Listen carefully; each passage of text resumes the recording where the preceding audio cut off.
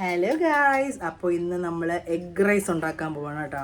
അപ്പോൾ എഗ് റൈസിന് വേണ്ടി നമ്മൾ മുട്ടയൊക്കെ അവിച്ച് വെച്ചായിരുന്നേ. അപ്പോൾ മുട്ട തൊലി കളഞ്ഞുകൊണ്ടിരിക്കുകയാണ് നമ്മുടെ ഐഷ.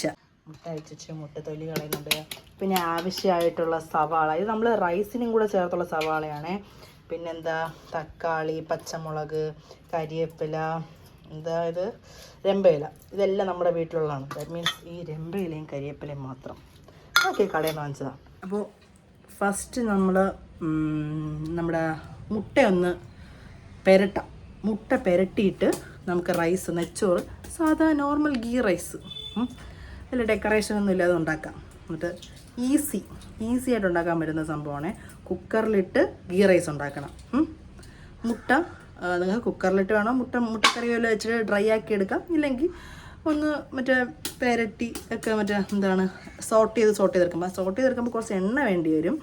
കുക്കറിലാണെങ്കിൽ 1-2 ടേബിൾ സ്പൂൺ എണ്ണ മാത്രം മതി. ഇന്ന് എന്തായാലും നമുക്കങ്ങോട്ട് പെരട്ടാന്ന് വിചാരിച്ച് പെരട്ടൽ ചടങ്ങിലോട്ട് കടക്കാം. കമോൺ. അപ്പോൾ അടുപ്പിൽ നമ്മുടെ ചീനച്ചട്ടി വെച്ചേ. ഇനി കുറച്ച് എണ്ണ ഒഴിക്കണം. നമ്മൾ ജിഞ്ചർ ഗാർലിക് പേസ്റ്റാണ് യൂസ് ചെയ്യുന്നത് കേട്ടോ. നമ്മൾ ജിഞ്ചറൊക്കെ വാങ്ങിക്കാറുണ്ട്, ഗാർലിക് ഉണ്ട്. ഇത് ഇളക്കാനുള്ള മടി കാരണം ഈസി ആയിട്ട് ഉണ്ടാക്കാനല്ലേ. അപ്പോൾ ജിഞ്ചർ ഗാർലിക് പേസ്റ്റാണ് നല്ലത്, പെട്ടെന്ന് കഴിയും. അപ്പോൾ ചട്ടി നല്ല ചൂടായി നമുക്ക് എണ്ണ ഒഴിക്കാം. നമുക്ക് കുറച്ചധികമോ നമുക്ക് കഴിക്കാം കേട്ടോ. എണ്ണ നല്ല തിളച്ചായിരുന്നേ. അപ്പോൾ നമുക്ക് കുറച്ച് പെരിഞ്ചീരകം ഇട്ട് കൊടുക്കാം. എനിക്കെന്തോ പെരിഞ്ചീരകത്തിൻ്റെ മണം ഭയങ്കര ഇഷ്ടമാണ്. പെരിഞ്ചീരകം ഇട്ട് എന്നിട്ട് നമ്മൾ നെക്സ്റ്റ് ഇടാൻ പോകുന്നത് പച്ചമുളക്. ഇങ്ങനെ കീറി തന്നെ ഇടാം കേട്ടോ, എന്നാലേ ആ ഫ്ലേവർ മെരിയൊക്കെ അതിൽ പിടിക്കുകയുള്ളൂ. പച്ചമുളക് കണ്ടോ. അതിനുശേഷം നമ്മുടെ മല്ലിയിലയും കരിവേപ്പിലയും ഇടണം.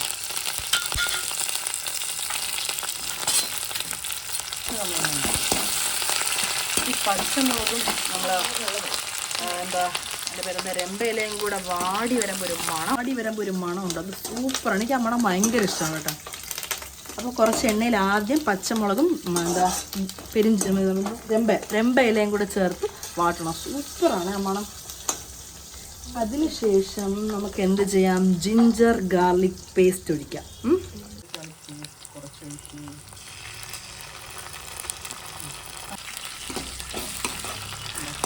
ഇന്നൊരു ജിഞ്ചർ ഗാർലിക് പേസ്റ്റ് കടയിൽ നിന്ന് വാങ്ങിക്കുമ്പോൾ ഒരു പുളിപ്പിൻ്റെ ഒരു ടേസ്റ്റ് വരും. നമ്മൾ ആദ്യം എണ്ണയിലിട്ട് ഇങ്ങനെ ചെയ്യുമ്പോൾ അതൊക്കെ മാറി നോർമൽ നമ്മുടെ വീട്ടിലുള്ള ഒരു മണമാണ് പിന്നീട്.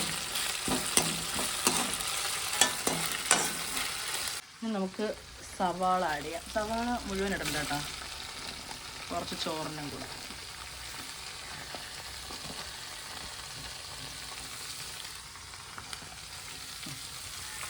മതി. നമ്മൾ ചോറിലേക്ക് ഇത്രയ്ക്ക് സവാള മാത്രമേ ഇടുന്നുള്ളൂ. ഇത്രയും വേണ്ട, നമുക്ക് ലാസ്റ്റ് വേണമെങ്കിൽ സവാള ഫ്രൈ ചെയ്യാൻ എടുക്കാം. നന്നായിട്ടൊന്ന് വാടി ഇനി കുറച്ച് ഉപ്പിട്ട് വാട്ടിയാൽ പെട്ടെന്ന് റെഡിയാവും. ഉപ്പ്, എനിക്കെപ്പോഴും ഉപ്പ് കൈയാണ് അളവ്.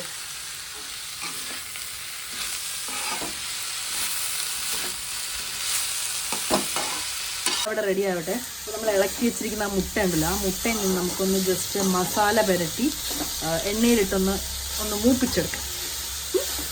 നമ്മൾ മുട്ട ഇങ്ങനെ വരഞ്ഞ് വെക്കണം കേട്ടോ, എന്നാലും അതിൻ്റെ അകത്ത് മസാലയൊക്കെ കയറുള്ളൂ. അപ്പോൾ നമുക്ക് ഈ മുറിച്ച് വെച്ചിരിക്കുന്ന മുട്ടയിലോട്ട് കുറച്ച് മഞ്ഞൾപ്പൊടി, കുറച്ചൊരു പേരിന് മുളക് പൊടി, പിന്നെ ഒരു ലേശം, ഇത്ര ഉപ്പ് വേണ്ട, കുറച്ച് ഇത്ര ഉപ്പ് മതി. ഒരു ഇച്ചിരി വെള്ളം ഒഴിച്ച് തന്നെ നമുക്ക് കലക്കാം. എന്നിട്ട് ഈ മുട്ടയൊക്കെ നമുക്ക് ഇതിലോട്ടിടാം.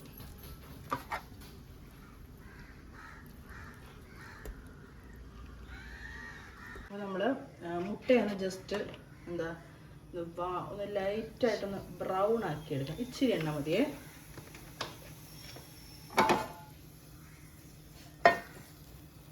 കാരണം ഓൾറെഡി മുട്ട വെന്തതാണല്ലോ.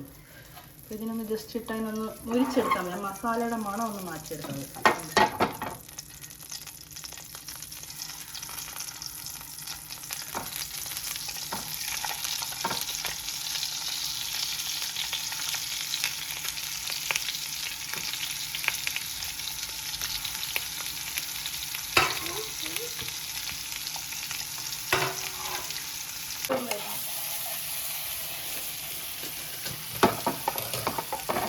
മുട്ട സെറ്റ് ആയിട്ടുണ്ട്. സവാള ഓൾമോസ്റ്റ് നന്നായിട്ട് വാടിക്കഴിഞ്ഞ് ഇനി ഇതിലേക്ക് നമുക്ക് മസാലകൾ ആഡ് ചെയ്യാം. മസാലകൾ മഞ്ഞൾപ്പൊടി, മുളക് പൊടി, മല്ലിപ്പൊടി, ഗരം മസാല, ഇതെല്ലാം കൂടി നമ്മൾ ഇതിലോട്ട് ഇടണം. എല്ലാം കൂടെ മിക്സ് ചെയ്ത് ഇതിൻ്റെ ഒരു മണം ഉണ്ടല്ലോ മസാലാസിൻ്റെ, അതൊന്ന് പോകുമ്പോഴേക്കും കുറച്ച് വെള്ളം ഒഴിച്ച് ഒന്ന് ഇളക്കണം. കുറച്ച് വെള്ളം.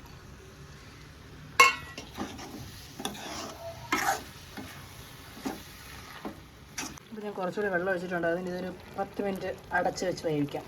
നമ്മുടെ പെരട്ട് റെഡി ആയിട്ടുണ്ടെങ്കിൽ നമുക്ക് അതിലോട്ട് മുട്ട ആഡ് ചെയ്യാം. ഓരോന്നായിട്ട് എടുത്ത് ആഡ് ചെയ്യാം.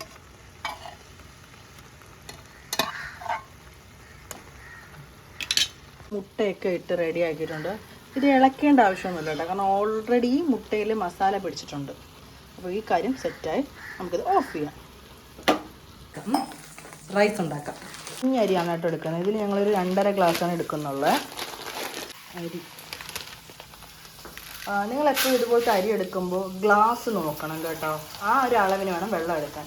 അപ്പോൾ 1 ഗ്ലാസ് അരിയാണെങ്കിൽ 2 ഗ്ലാസ് വെള്ളം. അപ്പോൾ ഞാൻ ഇവിടെ 2.5 ഗ്ലാസ് അരി എടുക്കുന്നതുകൊണ്ട് 5 ഗ്ലാസ് വെള്ളമാണ് യൂസ് ചെയ്യുന്നത്. അരി വെള്ളത്തിലിട്ടായിരുന്നു, ഒരു 10 മിനിറ്റ്സ് വെള്ളത്തിൽ കിടക്കട്ടെ. ചോറ് വയ്ക്കാനുള്ള കുക്കർ വെച്ചായിരുന്നേ. കുക്കർ ചൂടായി, എണ്ണ ഒഴിച്ചു, കുഴപ്പമില്ല. എണ്ണ ഒഴിച്ചു. പെരിഞ്ജീരകം വേണോ? പെരിഞ്ജീരകം കേട്ടോ, പെരിഞ്ജീരകം ചൂടായി ഇട്ടു.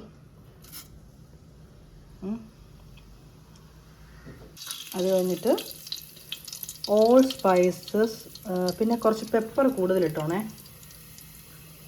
ഇതെല്ലാം പൊട്ടി വരുമ്പോൾ നല്ല മണമാണ്. കുറച്ച് സവാള ഇത്രയും അരിക്ക് ഒരു സവാളയൊക്കെ ധാരാളം കേട്ടോ. പക്ഷെ നമുക്ക് സവാള കൂടിപ്പോയതുപോലെ തോന്നുന്നുണ്ട്, കുഴപ്പമില്ല. അതൊന്ന് ജസ്റ്റ് ഔട്ട് ചെയ്യണം. കുറച്ച് ജിഞ്ചർ ഗാർലിക് പേസ്റ്റ് ഇതിലോട്ട്. കറക്റ്റ് വെള്ളം ഞാൻ അളന്ന് വെച്ചിട്ടുണ്ടായിരുന്നു, 5 ഗ്ലാസ് വെള്ളം. അത് ഒഴിക്കണം. ഇതിന് ശേഷം പാകത്തിന് ഉപ്പിടണം. ഉപ്പിട്ട് ഇനി വെട്ടിത്തിളയ്ക്കട്ടെ. വെട്ടിത്തിളച്ചതിന് ശേഷം മാത്രമേ നമ്മൾ അരി ഇടാവൂ. വെള്ളം നന്നായിട്ട് തിളച്ചിട്ടുണ്ട്. ഇനി ഇതിലോട്ട് അരി ഇടാം. 2 വിസിൽ കേട്ടായിരുന്നേ. 2 വിസിൽ കേട്ടു. ഇനി ഈ ആവി ഫുള്ള് പോകണം. പോയതിന് ശേഷം നമുക്ക് ഓപ്പൺ ചെയ്ത് നോക്കാം. കുക്കർ തുറന്നു. സെറ്റപ്പായി.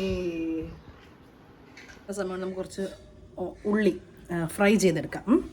അപ്പോൾ കുറച്ച് ഉള്ളി ഫ്രൈ ചെയ്യാൻ കുറച്ച് നെയ്യ് കുറച്ചുകൂടെ എടുക്കാം. ഗീ റൈസ് അല്ലേ, കുറച്ച് ഗീ കൂടുതലായിക്കോട്ടെ.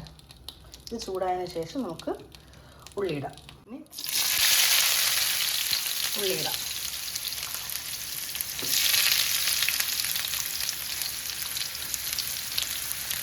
ഇത് നല്ല ഫ്രൈ ആയിട്ട് നല്ല ബ്രൗൺ കളറായിട്ട് വരും. ഭയങ്കര ടേസ്റ്റാണ് അരിയുടെ പുറത്തിടുന്നത്. ഉള്ളി കണ്ടോ ബ്രൗൺ ആയിട്ട് വരുന്നതേ ഉള്ളൂ. കുറച്ചുകൂടെ ബ്രൗൺ ആവുന്നുണ്ട്. ഇതൊക്കെ കുറച്ച് സെറ്റപ്പായേ. ഇതൊന്നും ഇടണ്ട, മധുരം ഒന്നും ഇടണ്ട, ഭയങ്കര ടേസ്റ്റാണ്. അപ്പോൾ നമ്മുടെ ഉള്ളിയൊക്കെ നല്ല ഫ്രൈ ആയി വരുന്നുണ്ട്. അപ്പോൾ ഈ നെയ്യ് ഞങ്ങൾ ചോറിലൊഴിക്കും. അതുകൊണ്ട് തന്നെ ഈ പാത്രത്തിൽ നിന്ന് നമ്മൾ ഉള്ളി മാറ്റുന്നില്ല. അതുകൊണ്ട് ഈ തീ കിടന്ന് വീണ്ടും ഇത് ബ്രൗൺ ആവും. നമുക്കിത് ഓഫ് ചെയ്ത് വയ്ക്കാം. ഒരു കാസറോളിലോട്ട് നമുക്ക് മാറ്റാം. അപ്പോൾ നമ്മളിനി ഫൈനൽ ഡെക്കറേഷൻസിലോട്ടാണ് തുടങ്ങുന്നത്. ഫ്രൈഡ് ഓണിയൻ, അണ്ടിപ്പരിപ്പും മുന്തിരിങ്ങയൊക്കെ വേണമെങ്കിൽ പൊരിച്ചിടാം കേട്ടോ. ഇതിട്ടതിന് ശേഷം ഇത് നമ്മൾ ബാക്കി നെയ്യിലാണല്ലോ ഇത് പൊരിച്ചത്. അപ്പോൾ നമ്മൾ ഈ വന്ന നെയ്യ് ഇങ്ങനെ ചോറിലൊഴിക്കണം. എന്നാലേ ഒരു ഇത് വരുള്ളൂ, മണം. നമ്മുടെ ഗീ റൈസ് റെഡി ആയിരിക്കുകയാണ്. നല്ല മണമുണ്ട് കേട്ടോ. ഇതിപ്പോൾ തന്നെ കഴിക്കാം. എടുത്തിട്ടുണ്ട്. അതിൻ്റെ പുറത്ത് കുറച്ച് മുട്ടയും. അടിപൊളി. ഇതിൽ അച്ചാർ വെച്ചോ എങ്ങനെയാണോ കഴിക്കാം കേട്ടോ.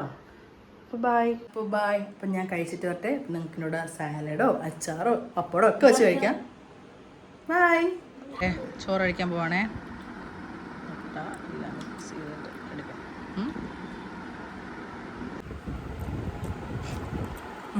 കൊള്ളാം. മസ്റ്റ് ട്രൈ ആണ് കേട്ടോ. ബൈ.